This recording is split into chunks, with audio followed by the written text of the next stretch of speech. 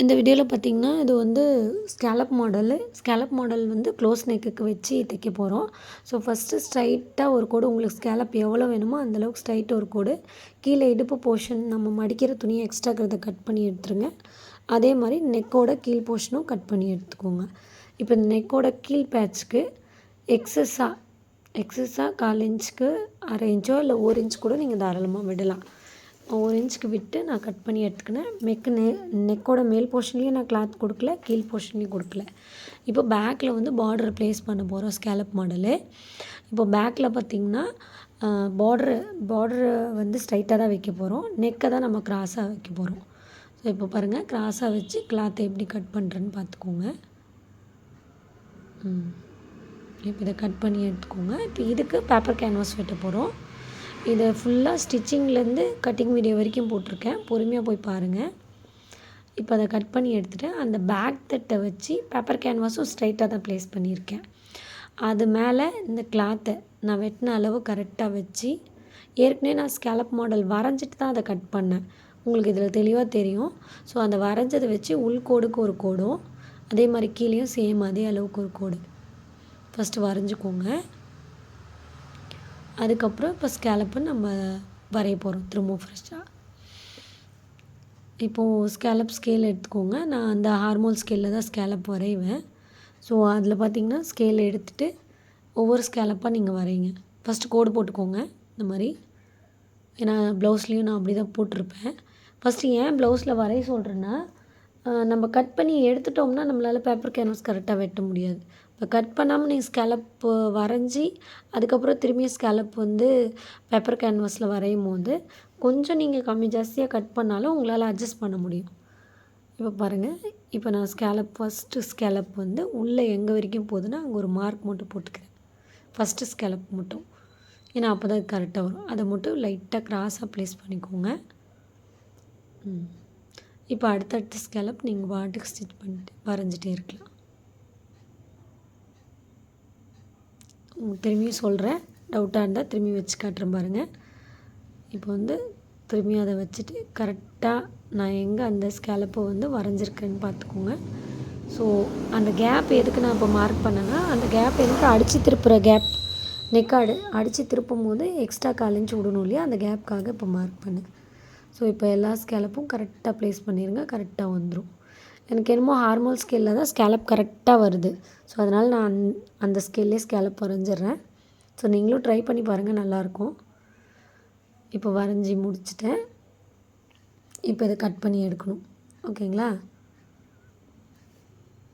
இப்போ இதை ஃபுல்லாக திரும்பி இன்னொரு டைம் வச்சு, ஏன்னா இது கட் பண்ணுறதுக்கு முன்னாடி நீங்கள் 2-3 டைம் கூட செக் பண்ணிக்கோங்க. கட் பண்ண பின்னாடி ஒன்றுமே பண்ண முடியாது. ஸோ அதனால தான் சொல்கிறேன், 2 டைமுக்கு ஒரு டைம் செக் பண்ணி பார்த்துட்டு கட் பண்ணுங்கள். இப்போ இதை கட் பண்ணி எடுத்துட்டேன். அதே மாதிரி இப்போ ஸ்கேலப்பையும் கட் பண்ணி எடுத்துருவேன் கரெக்டான அளவுக்கு. நான் ஏன் இதை வந்து ஸ்பீடாக எடிட் பண்ணாமல் போடுறேன்னா, பொறுமையாக நீங்கள் பார்த்தீங்கன்னா உங்களுக்கு வந்து புரியும் வீடியோ. ஸோ அதனால் கரெக்டாக பார்த்து, நான் ஏற்கனவே ஒரு வீடியோவில் சொல்லியிருப்பேன், அப்படி உங்களால் இந்த ரெண்டு ஸ்கேலப்பையும் வச்சு ஒட்டுக்கா கட் பண்ண முடியலன்னா ஒரு டம்மி ஸ்டிச் போட்டுட்டு கட் பண்ணுங்கள். அப்போ உங்களுக்கு என்ன ஆகும், நகராது.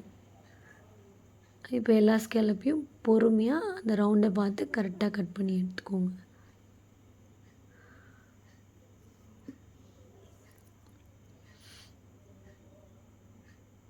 எல்லாமே க்ளீனாக கட் பண்ணி எடுத்துக்கோங்க. நான் கையை பிடிக்கிறதுலேயும் ஒரு விஷயம் இருக்குது தெரியுமா? சில பேர் வந்து அந்த கரெக்டாக பிடிச்சி வெட்ட மாட்டேங்கிறாங்க. கரெக்டாக அந்த பாயிண்டில் அந்த பெண்டு வளையும் போது கத்திரியை வந்து பாயிண்ட்டாக ஷார்ப்பாக கொண்டு போகிறேன். சென்டரில் வெட்டும் போது, ஷேப் வெட்டும் போது சென்டர் போர்ஷனில் வெட்டுறேன். ஸோ இதெல்லாம் பார்த்து நீட்டாக கட் பண்ணிங்க அப்படின்னா உங்களுக்கு ஷேப் வந்து கரெக்டாக வரும். பாருங்கள், இப்போ சென்டர் போர்ஷனில் தான் கத்திரியை பிடிச்சிருக்கேன், திருப்பியும் அதை வெட்டும் போது மட்டும் பாயிண்ட் கிட்டே போயிட்டேன்.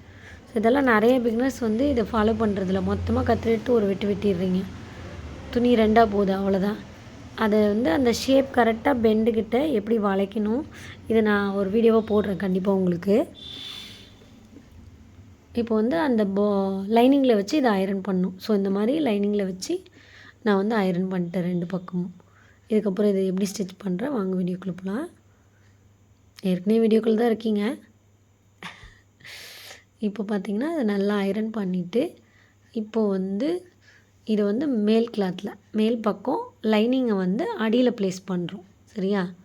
அப்படி ஃபஸ்ட்டு ஒன்று மட்டும் ஸ்டிச் பண்ணி காட்டுறேன். ஒன் சைடு தான், ஏன்னா ரெண்டுமே ஸ்டிச் பண்ணால் லாங் வீடியோவாக போயிடும்.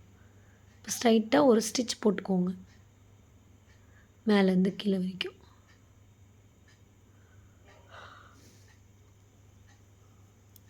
நீங்கள் டம்மி ஸ்டிச் கூட போட்டுக்கலாம், பட் இது நம்ம பிரிக்க தேவையில்ல. ஒரே ஒரு ஸ்டிச் போட்டுட்டு இப்போ இது மேல் பக்கமாக திருப்பிக்கோங்க.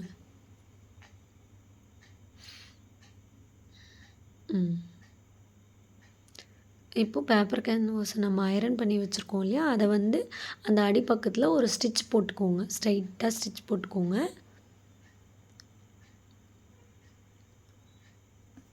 லாஸ்ட்டு டெட் எண்ட் வரைக்கும் ஸ்டிச் போட்டுட்டு இப்போ வந்து அந்த கிளாத் மேலே நெக் பக்கம் எதுன்னு கரெக்டாக தெரிஞ்சு வச்சுக்கோங்க.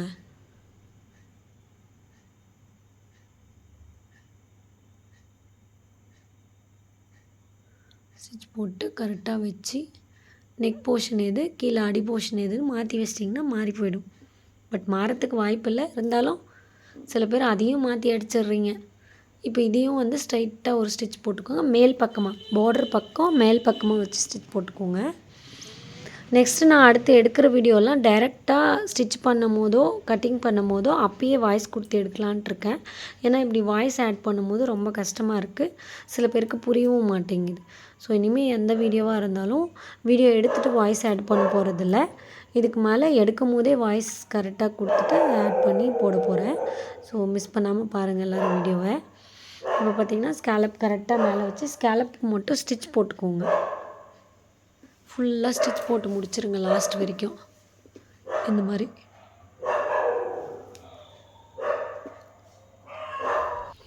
இதே மாதிரி ஃபுல்லாக ஸ்கேலப்பும் வந்து அடிச்சிருங்க.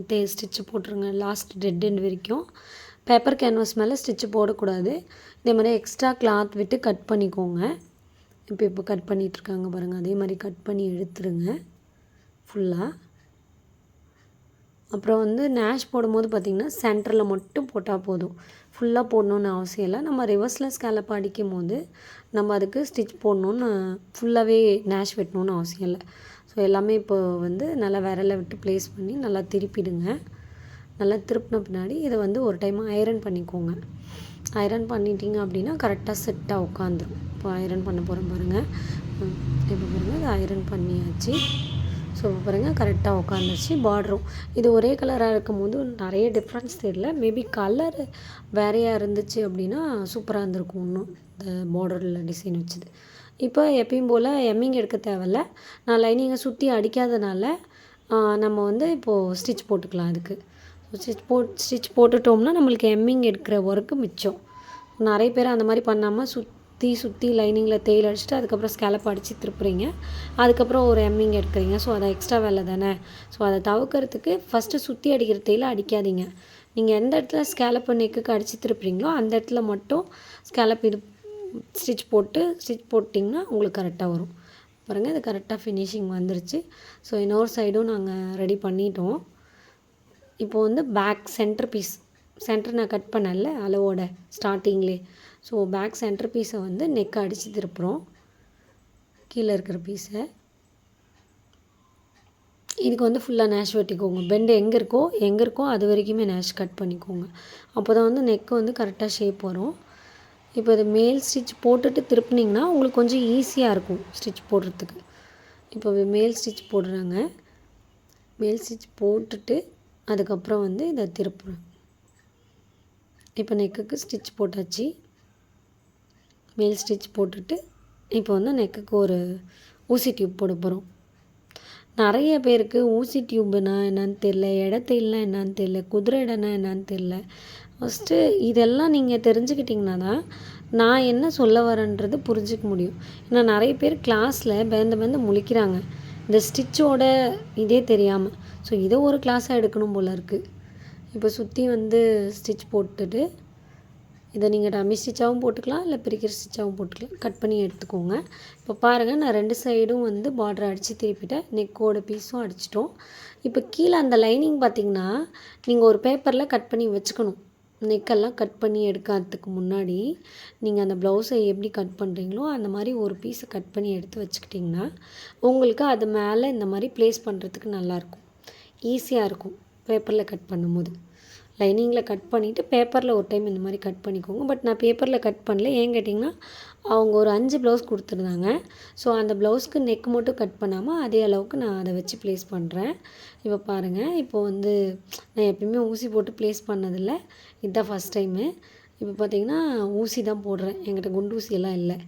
ஸோ அந்த நெக்கு கார்னரில் ஒரு ஊசியும் இந்த பக்கம் நெக் கார்னரில் ஒரு ஊசியும், அதே மாதிரி அந்த இடத்துல தேவைப்படாது உங்களுக்கு நெக்குக்கிட்ட. நெக்கு ரவுண்டு கிட்ட மட்டும்தான் உங்களுக்கு அந்த ஷேப்பும் கரெக்டாக அந்த ரவுண்டு எவ்வளோ இருக்கோ அதே மாதிரி இந்த இடத்துலையும் ரவுண்டு அவ்வளோதான் இருக்கணும். ஸோ உங்களுக்கு ஷேப் மாறிடும் அப்படி பண்ணிங்கன்னா. அப்படி இல்லை இன்ச் டேப் வச்சு அளந்து கூட பார்த்துக்கோங்க. அதே மாதிரி மேலே கார்னரும் மாறக்கூடாது, ரொம்ப ஒட்டியும் வரக்கூடாது, கொஞ்சம் கேப் விடுங்கன்னு.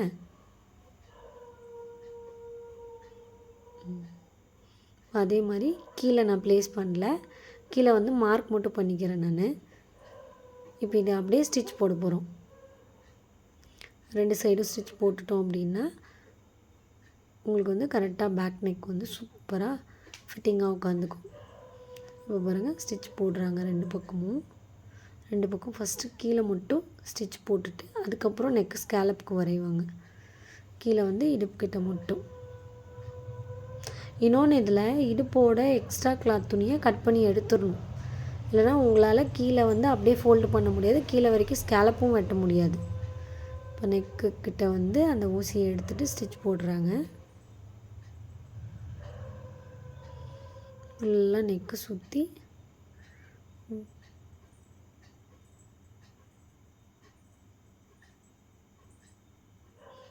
ஊசி டியூப் தான் போடணும் இதுவும். ஸோ பொறுமையாக திருப்பி ஸ்டிச் போடுங்க.